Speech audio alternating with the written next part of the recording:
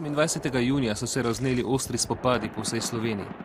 Jugoslovanska vojska je napadla slovensko policijo, ki je branila mejni prehod Holmec. Preko noči smo skupaj s pripadniki teritorialne obrambe posedli zasedna mesta za blokado mejnega prehoda Holmec.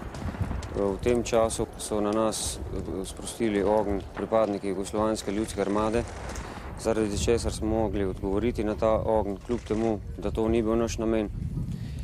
Na obeh straneh je zaradi tega padlo nekaj žrtev, žal zaradi neumnosti nekaterih, ki odločajo o tem, da se pač moramo spopadati med seboj.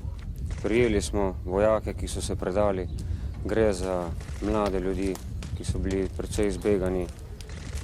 In meni osebno je žal, da je do takega krutega dejanja v svobodni Sloveniji sploh prišlo. Krivci za to dejanje sedijo izven Slovenije in prav bi bilo, da bi jim tudi sodili.